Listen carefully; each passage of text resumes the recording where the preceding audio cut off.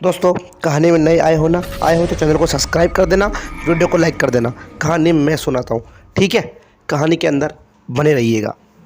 आज की कहानी कुछ ज़्यादा ही खतरनाक होने वाली है। ये कहानी जिसने भेजी है ये उसी के दादाजी के साथ हुई है। वो मेरे मिलने वाला था, उसी ने मेरी ये कहानी भेजी है। दरअसल ये बात है मनोज की। मनोज 12 साल का लड़का था जिसके दादाजी तंत्र विद्या के बारे में जानते थे। दरअसल उसके दादाजी उसको हमेशा से तंत्र विद्या के बारे में मजाक के अंदाज में बताया करते थे। वो कहते थे कि मेरे गुरुजी और मेरे भगवान, इन दोनों से मिलकर मेरे को ये तंत्र विद्या सीखी है, और मेरे एक कड़ा भी है जो बड़ी मुश्किल से मेरे को मिला है। ये रहते हुए मेरे को कोई कुछ नहीं कर सकता। वो इसके दादाजी ये भी बताते हैं उसको कि मैं उस जगह पर जाकर अपनी साधना करता हूँ जिस जगह पर जाने से लोग दिन में भी डरा करते हैं। तो दोस्तों, जब मेरे दादाजी और मैं एक खाट पर बाहर शाम के टाइम बैठे हुए थे, तभी एक लड़का आता है, यानी कि 12-13 साल का एक लड़का था जो आता है। उसको देखकर मैं एकदम से चौंक जाता हूँ कि ये कौन होगा। तभी मेरे को अंधेरे में उधर से उसके पिताजी दिखाई देते हैं। वो पिताजी जो मेरे दादाजी के परम मित्र थे, उन्होंने आकर कहा कि यार, इस लड़के की जो पिताजी हैं वो शायद तंत्र विद्या के चक्कर में आ गए हैं और उनकी जान को खतरा है। तो एक बार जाकर देख लेता तो अच्छा होता।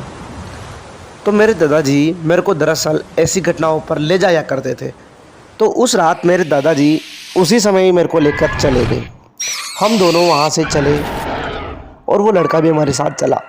जब हमने देखा वहाँ पर, तो गेट खोलकर देखा हमने, तो मेरे दादाजी ने मेरे से कहा कि तू गेट के बाहर ही रहे, मैं अंदर जाता हूँ। तो मैं जब अंदर गया तो एक आदमी था, वो 40 साल का समथिंग था। वो खाट पर पड़ा हुआ था और उसके आके जाने जैसे बेहोश हो रहा हो वैसे था। उसके पास उसकी बीवी, उसका छोटा बच्चा और एक बच्चा तो मेरे को बुलाने गया ही था, यानी कि दादाजी को बुलाने गया था। और उसके घर वाले वहीं पर थे और उसके सासू ससुर भी वहीं थे। मैंने उनसे बात करने के बजाय उस लड़के के पास जाकर बैठा, और जब मैंने उसके सिर पर हाथ रखा तो मेरे हाथ एकदम से गर्म हो गए। इतनी तेज़ गर्म हुए कि मेरी सांसें रुक गई। मेरे को ये समझ तो आ चुका था कि ये कोई ना कोई बड़ी शक्ति है, परंतु ये समझ में नहीं आ रहा था कि है कौन। मेरी सांसें रोक दी उसने। तो ये तो मैं समझ चुका था कि ये मेरे से खतरनाक है, मेरी ताकत इसके सामने कुछ भी नहीं है। तो मैं उठकर चला। मेरे को चलना भी नहीं आ रहा था, इतना खतरनाक गर्म हो चुका था मैं। दोस्तों, आप कहानी को इस तरह समझिएगा कि मैं दादाजी बनकर अपनी कहानी सुना रहा हूँ, ठीक है। तो पोता बाहर ही खड़ा था। तो दादाजी ने कहा उनके घर वालों से, उस लड़के के घर वालों से, कि मैं 3-4 दिन बाद आता हूँ, तब तक आप अपने भगवान का नाम जपते रहिएगा। और दादाजी मेरे को बिना कहे वहाँ से निकल गए। दादाजी, पहली बार ऐसा हुआ था कि दादाजी मेरे को भूल गए थे शायद, या मेरे को नहीं पता, परंतु चुपचाप पगडंडी के सहारे हमारे गांव की तरफ आने लगे। मैं दादाजी के पीछे पीछे चल रहा था। मैंने दादाजी से कहा, दादाजी क्या हुआ है? उन्होंने कहा, समय आने पर बताऊंगा, अभी तू चल। तो हमारे गांव की सीमा आ गई। गांव की सीमा आने के बाद दादाजी ने कहा कि एक काम कर, तू घर जा, मैं अपने स्थान पर जाकर थोड़ी तपस्या कर कर आता हूँ। मेरे दादाजी उस जगह पर जाकर तपस्या करते थे। वो कहते थे कि मेरा सामना सीधे आत्माओं से होता है और उनके अंदर से मेरे अंदर कुछ काला पदार्थ जाता है, इसलिए मैं यहाँ पर तपस्या करता हूँ। उसके बाद मेरी आत्मा को शुद्धि मिलती है। उसके बाद दादाजी वहाँ अपनी विद्या करना चले गए, परंतु दादाजी ने मेरे को ये घटना नहीं बताई। घटना मेरे को दादाजी ने 4 साल बाद बताई। तो दोस्तों, अब कहानी में इंटरेस्ट आएगा। उन्होंने बताया मेरे को कि जब हम दोनों वहाँ पर गए थे तो मैंने उसके सर पर हाथ रखा।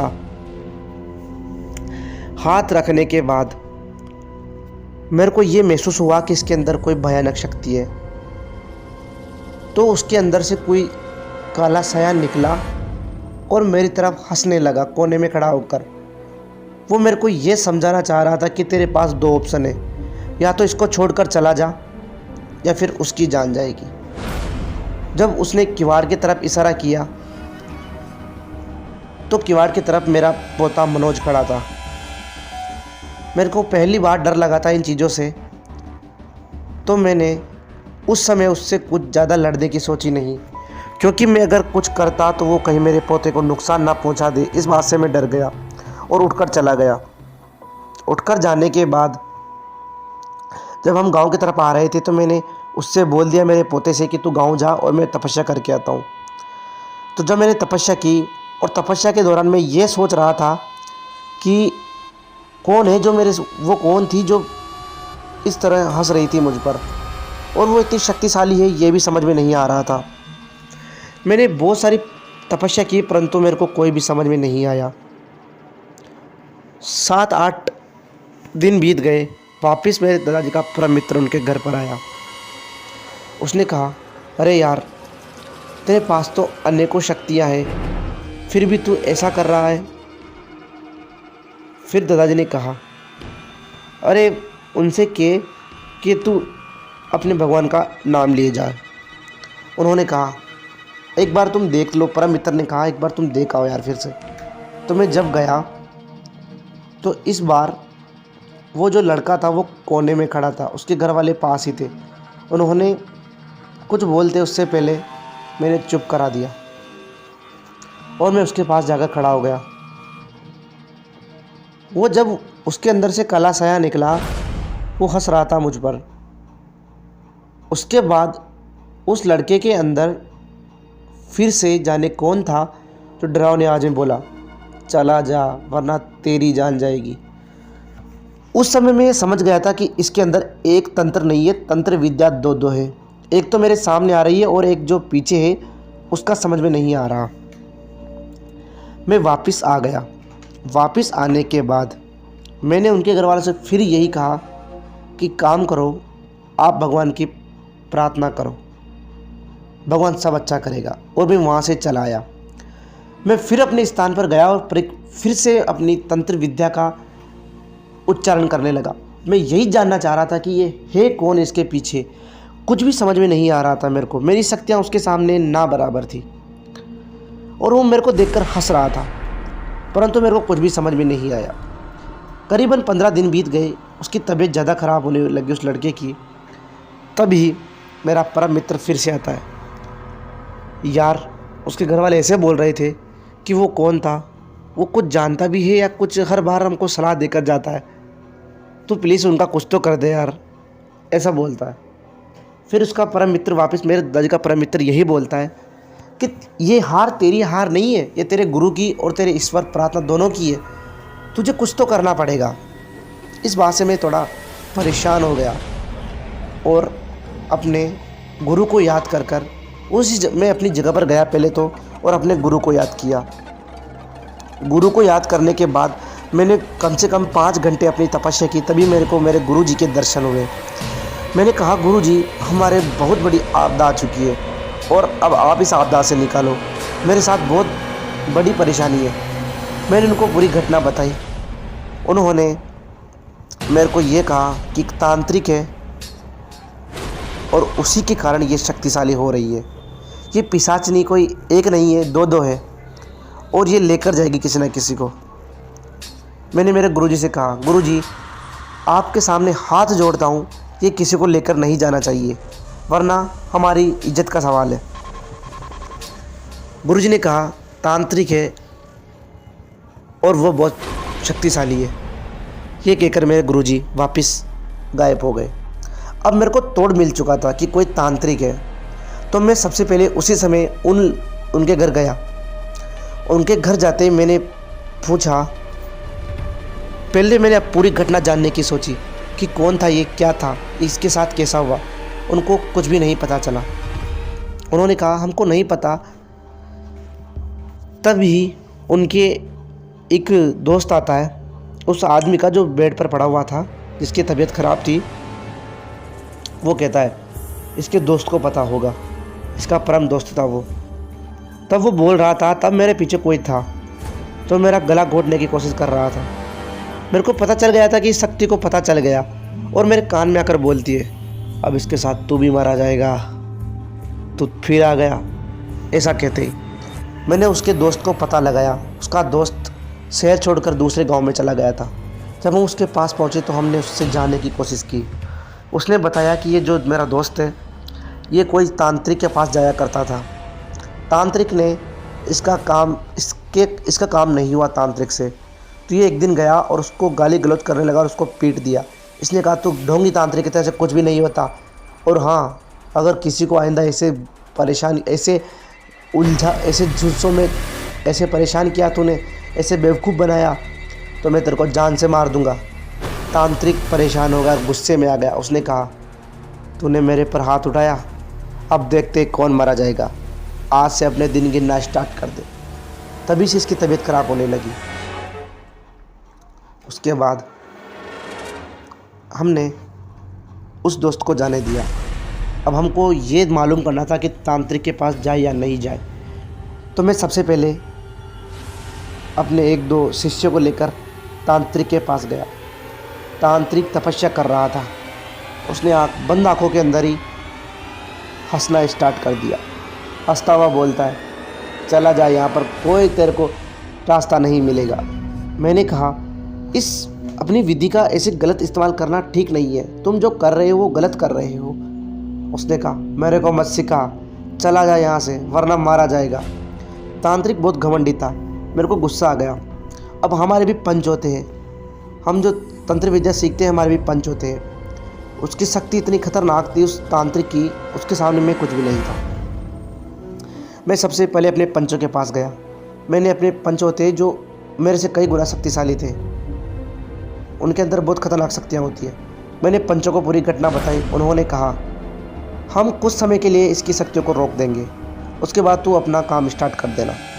उन्होंने ऐसा ही किया। उन्होंने उसकी शक्तियों को रोक दिया और मैं उसके घर चला गया। घर जाने के बाद उस लड़के ने इस बार गेट खोला, क्योंकि रात के समय गया था मैं, क्योंकि उसके घर वाले कमरे में थे और वह उठकर आया था। उसने गेट खोलते ही कहा तो फिर आ गया, आज तेरी मौत पक्की है। और मैं उसको धक्का देकर मंत्र पढ़ना स्टार्ट कर दिया। मंत्र पढ़ते पढ़ते ही वो लड़का अपने ज़ोर ज़ोर से पाँव पीटने लगा। वो कह रहा था चला जा वरना मारा जाएगा। और उसके अंदर से धुएं के रूप में कोई बाहर निकला और मेरी तरफ गुस्सी नज़रों से देखकर हवा में गायब हो गया। परंतु मेरे को ये पता था कि इसके अंदर एक नहीं दो पिशाचिनी आए और कुछ ना कुछ तो करके जाएगी। मैंने भगवान को और अपने गुरु को याद किया और ज़ोर ज़ोर से मंत्र पढ़ने लगा। तभी एक औरत का साया पीछे से आता है, परंतु वो गुस्से में नहीं था। पता नहीं वो मेरी शक्तियों का प्रयोग कर जान चुका था या नहीं। उसने एकदम से मेरी तरफ आने का सोचा, परंतु मैंने अपनी शक्तियों का प्रयोग करते हुए दोनों तरफ आग लगा दी। वो समझ चुकी थी कि ये कोई साधारण आदमी नहीं है, इसके पास शक्तियाँ हैं और कई गुना ज़्यादा है अपने से, क्योंकि मेरे पास मेरे गुरु का आशीर्वाद और मेरे पंचों का सभी का शक्तियाँ आ चुकी थी। और उस तांत्रिक को बांध दिया था हमने। उसके बाद देखा कि वो धीरे धीरे हवा के अंदर गायब हो रही है। जैसे वो हवा में गायब हुई, उस लड़के के अंदर से बिल्कुल जान चली गई, ऐसे मानो वो बेहोश होकर गिर गया। उसको 2 दिन तक होश नहीं आया। मैंने कह दिया था उनसे कि आप एक काम करना, जब होश में इसको कुछ खिला देना, क्योंकि वो बहुत कमज़ोर हो चुका था। और बस उनका सॉल्यूशन करके ही मैं वहाँ से निकल गया। मैं इसलिए निकलता था क्योंकि मैं ज़्यादा देर वहाँ पर नहीं रुकता था। मेरे को मेरी शुद्धि करनी थी आत्मा की। तो मैं अपने स्थान पर जाकर भगवान की प्रार्थना करने लगा और अपनी आत्मा को शुद्ध करने लगा। अब आपको बता दूं, मैं दूसरी बार जब बिना कहे आया था, उस समय उसने कहा था कि जा अपने घर पर जाकर तू देख ले थोड़ा सा नतीजा। तब मैं घर पर आया तो मेरा पोता मनोज बहुत तेज़ बुखार में था। उसने कहा मेरे से जाते ही कि दादाजी मैं इसी तरह गर्म हो रहा हूँ जिस तरह आप उस दिन गर्म हुए थे। हमने उसको हॉस्पिटल दिखाने की कोशिश की। हॉस्पिटल में उनको आराम मिल गया और आते ही उसकी तबीयत में सुधार हुआ। मैं समझ चुका था कि ये शक्ति छोटी मोटी नहीं है। उस शक्ति ने मेरा जो ताबीज़ था, कड़ा था, उसको भी भंग कर दिया था। जो मेरे ताबीज़ को भंग कर सकती है वो कुछ भी कर सकती है। मैं अकेला कुछ भी नहीं करता, उसके मेरे गुरुओं और पंचों के बगैर। उन्हीं की मदद से मैंने ये सॉल्यूशन निकाला। दोस्तों ये कहानी केवल मनोरंजन के लिए थी। कहानी अच्छी लगे तो वीडियो को लाइक कर देना, चैनल को सब्सक्राइब कर देना। मिलता हूँ आपसे अगली कहानी में, तब तक के लिए बाय बाय और ध्यान रखना दोस्तों।